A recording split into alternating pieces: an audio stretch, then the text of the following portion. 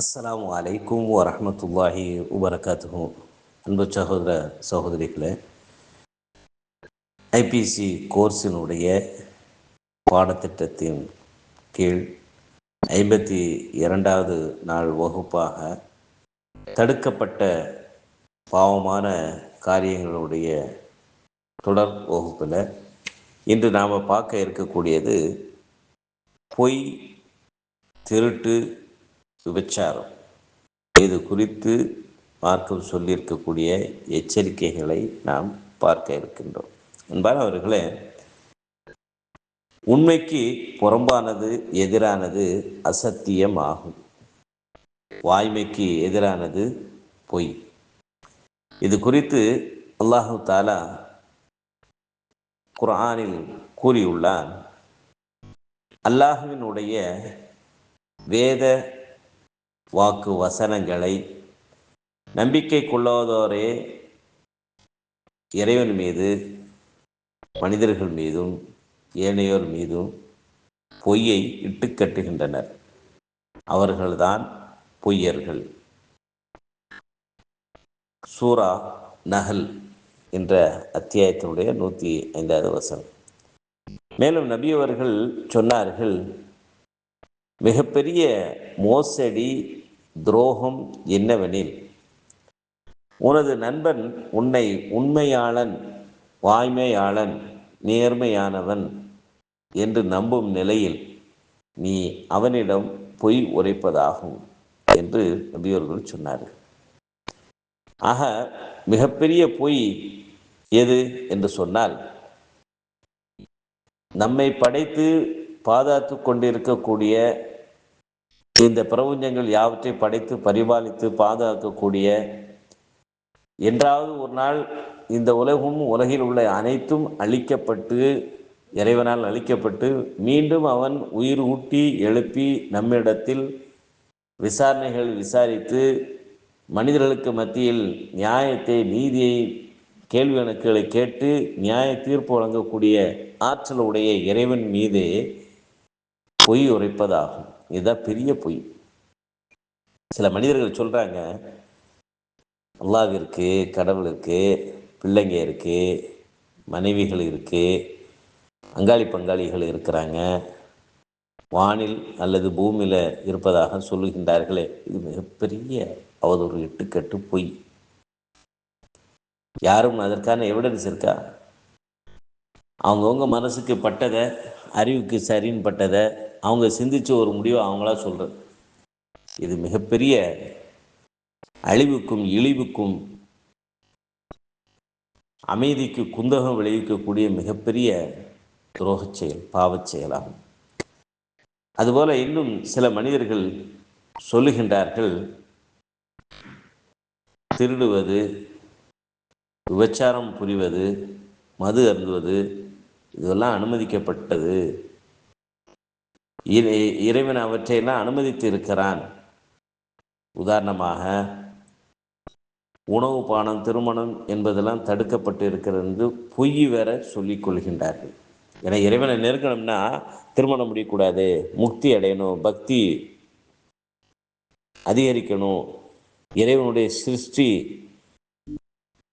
தனக்கு கிடைக்கணும்னு சொன்னால் துறவரம் மேற்கொள்ளணும் என்றெல்லாம் எண்ணிக்கொண்டு உணவு, தண்ணியை, துறவரத்தை மேற்கொள்ளுங்கிற பேரில் மக்களுடைய மான மரியாதை, காசு, பணம், பொருளாதாரம் எல்லாவற்றையும் சூறையாடி கொள்ளையடிப்பது, அபகரிப்பது, கடவுள் பெயரால் எவ்வளோ அநியாய அக்கிரமங்கள் நடந்து கொண்டு இருக்கிறது.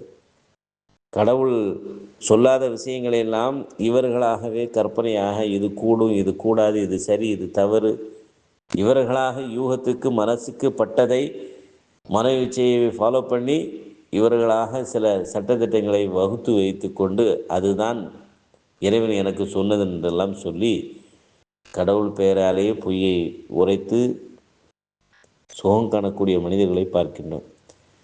அதுபோல முகமது நபி சொன்னார்கள், தான் பார்க்காத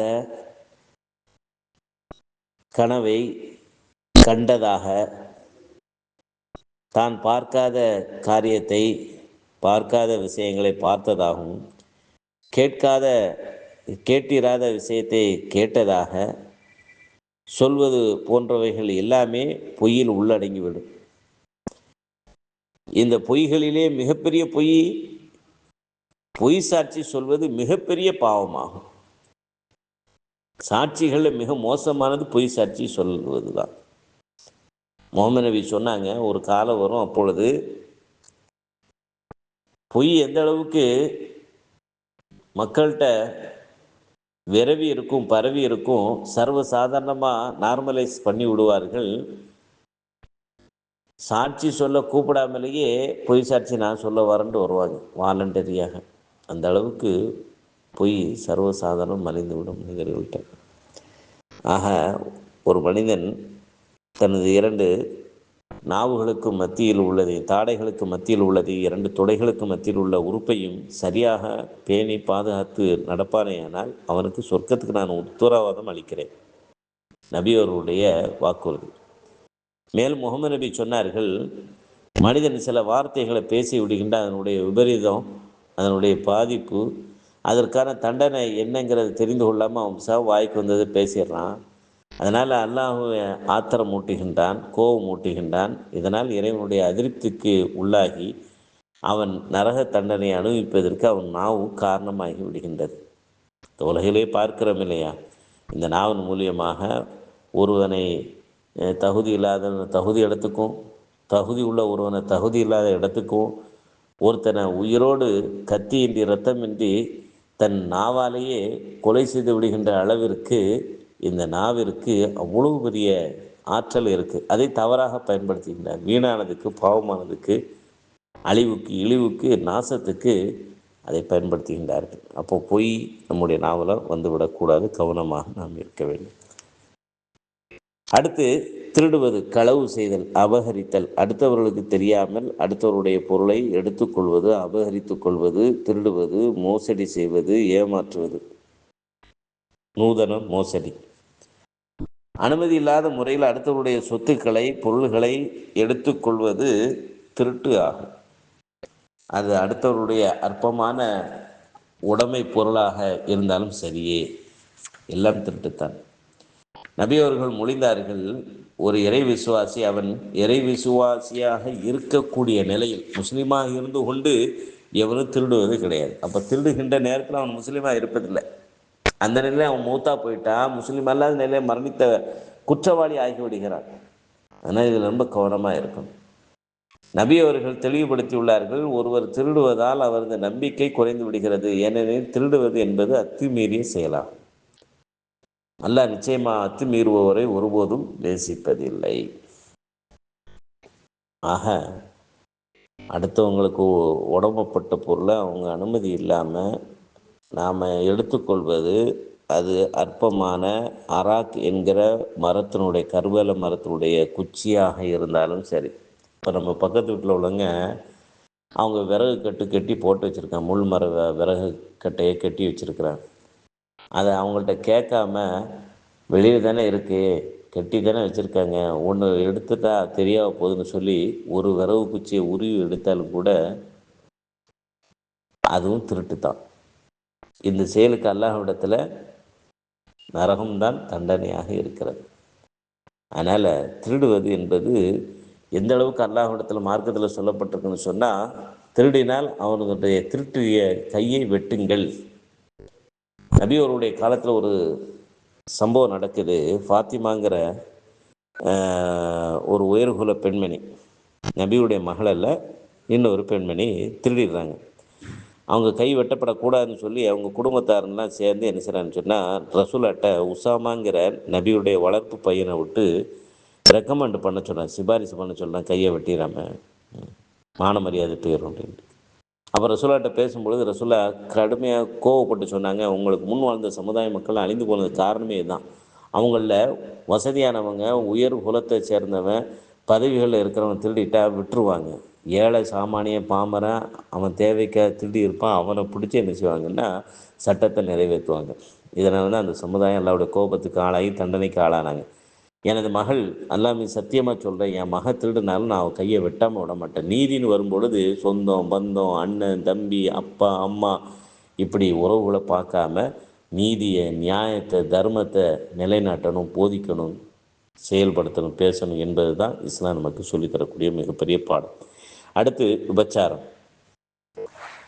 இஸ்லாமிய சட்ட ரீதியாக அனுமதி இல்லாமல் ஒரு பெண்ணுடன் உடலுறவு கொள்ளுதல் அல்லது தனக்கு திருமணம் முடிப்பதற்கு அனுமதி இல்லாத ஒரு பெண்ணை திருமணம் முடித்தல் ஆகும். விபச்சாரத்தின் பக்கம் நீங்கள் நெருங்காதீர்கள், நிச்சயமாக அது மானக்கேடானதாகவும் தீய வழியாகவும் இருக்கிறது என்று அல்லாஹ் திருமறை குர்ஆனில் 17வது அத்தியாயத்தினுடைய 32வது வசனத்தில் அல்லாஹ் சொல்லி காட்டுகின்றான். அப்போது அல்லாஹ் விபச்சாரத்தை முஸ்லிமான ஆண்கள் பெண்கள் இருபாலர் மீதும் தடை செய்திருக்கிறான். ஏனெனில் அது சந்ததியினுடைய அழிவிற்கும் பரம்பரையில் குழப்பத்தையும் கண்ணியத்தையும் சீர்குலைக்கக்கூடிய நற்பண்புகளை சீர்குலைத்து பூமியில் குழப்பத்தையும் பயங்கரமான நோய்கள் பரவுவதற்கு அது காரணமாக அமைந்து விடுகிறது. அல்லாஹ் நம்மை மானக்கேடான விஷயங்கள் வீழ்ந்து விடாது பாதுகாப்பதற்காக பல வழிகளை காட்டியுள்ளான். எனவே முஸ்லிமான பெண்கள் தனது உடம்பை மறைத்து ஆடை அணிய வேண்டும் என கட்டளையிட்டிருக்கிறது. தன்னுடைய அலங்காரத்தை காட்டுவதற்கு அனுமதிக்கப்பட்டவர்களுக்கு மட்டும் தனது அலங்காரத்தை காட்ட வேண்டும். அதாவது தந்தை, சகோதரன், கணவன், சித்தப்பா, பெரியப்பா, தாய் மாமன், பாட்டன், கணவனின் தந்தை, மகன், மகனின் மகன் என்று இவர்களுக்கு முன்னால் என ஒரு பெண் தன்னுடைய ஆடை அலங்காரங்களை காட்டிக்கொள்வது தவறல்ல. அதேபோல ஆண் பெண் இருபாலாரும் தமது பார்வையை பொதுவாக இருவருமே தாழ்த்தி கொள்ள வேண்டும். ஏனெனில் மறைக்க வேண்டிய பகுதிகளை நோக்கி பார்வை செல்வது மானக்கேடான விஷயங்கள் நடப்பதற்கு அது காரணமாக அமைந்து விடுகிறது. நம்பிக்கையாளர்களான ஆண்களிடம் அவர்கள் தமது பார்வையை தாழ்த்தி கொள்ள வேண்டும், தங்களுடைய கற்புகளை பாதுகாத்து கொள்ளுமாறு நபியை நீர் கூறுகிறார்கள். இது அவர்களுக்கு மிக பரிசுத்தமாகவும் நிச்சயமாக அவர்கள் செய்கின்ற செயலை யாவற்றையும் அல்லாஹ் நன்கறிந்தவனாக இருக்கிறான். அதுபோலவே நபியே, இறை நம்பிக்கை கொண்ட பெண்களிடம் அவர்கள் தமது பார்வைகளை தாழ்த்தி கொள்ளுமாறும் தமது கற்புகளை பாதுகாத்து கொள்ளுமாறும் அவர்கள் அலங்காரத்திலிருந்து வெளிப்படக்கூடிய முகம், முன் கையை தவிர மற்ற எல்லாவற்றையும் மறைத்து கொள்ள வேண்டும். தனது முந்தானைகளால் தங்களது மார்பகங்கள் மீது போட்டுக்கொள்ளுமாறும் நீர் அவர்களுக்கு கூறுகிறார்கள்.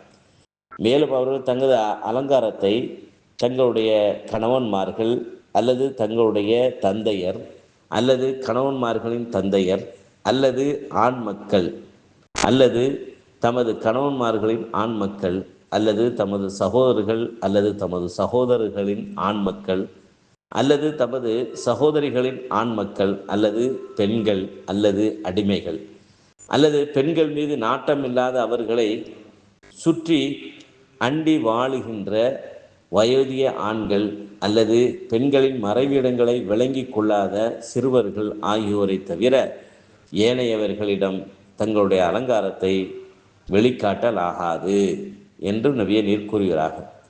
தாம் மறைந்திருக்கும் தமது அலங்காரம் அறியப்படுவதற்காக தமது கால்களால் கொலுசு சலங்கை சப்த வரக்கூடிய கொலுசுகளை அழிந்து செல்ல வேண்டாம்.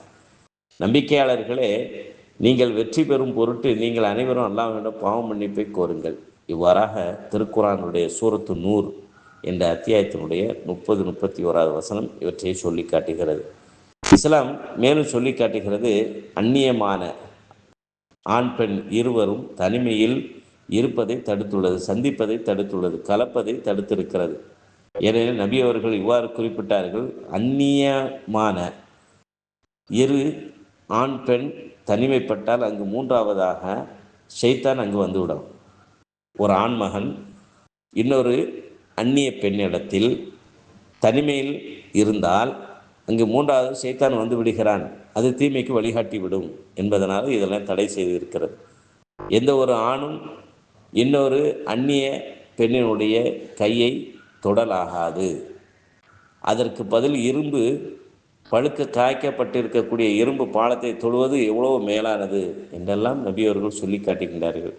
எனவே இஸ்லாம் இளைஞர்களுக்கும் இளைஞிகளுக்கும் திருமணம் முடிப்பதை தூண்டியுள்ளது. யாருக்கு உங்களில் திருமணம் முடிப்பதற்கு உடல் பொருள் சக்தி இருக்கிறதோ அவர்கள் திருமணம் முடித்துக்கொள்ள, திருமணம் முடித்து கொள்ளாமல் இருப்பவர் என்னை சார்ந்தவர் இல்லை, இஸ்லாத்தில் இருப்பதற்கு அனுமதி இல்லை, அவர் முஸ்லீமாக அல்லாஹ்விடத்தில் அங்கீகரிக்கப்படுவதில்லை என்றெல்லாம் நபி அவர்கள் சொன்னார். இஸ்லாத்தில் தொலைவதுக்கு அனுமதி கிடையாது. திருமணம் முடிக்கக்கூடிய தகுதி அடைஞ்சாச்சுன்னா திருமணம் முடிச்சாகணும், ஆணாக இருந்தாலும் பெண்ணாக இருந்தாலும். இதன் மூலியமாக தான் விபச்சாரங்கிற குற்றம் குறையும். விபச்சாரத்திலிருந்து பாதுகாப்பதற்கு இது சிறந்த வழி. திருமணம் முடிக்க விரும்புவர் நீதிபதியிடம் சென்று திருமண ஒப்பந்தத்தை செய்து கொள்ளலாம். பெண்ணுக்கு கட்டாயமாக ஒரு பாதுகாப்பு வழி அவசியம், பொறுப்பாளர் இருக்க வேண்டும் என்று இஸ்லாம் சொல்லி காட்டுகிறது. ஆக விபச்சாரம் எந்த ரூபத்திலையும் நம்ம இடத்துல வந்து விடாமல் நம்மை நாமே பாதுகாக்க வேண்டும். ஏன்னா எதெல்லாம் உங்களை விபச்சாரத்தின் பக்கம் இழுத்து செல்லுமோ அத்தகைய காரியங்களிலிருந்து முற்றிலுமாக ஆணாக இருந்தாலும் பெண்ணாக இருந்தாலும் விலகி இருக்க வேண்டும் என்று இஸ்லாம் நமக்கு கட்டளை இடுகின்றது. இன்னும் சில தடுக்கப்பட்ட சில குணாதிசயங்களை பற்றி இன்ஷா அல்லாஹ் வரக்கூடிய வகுப்பில் நாம் பார்ப்போம்.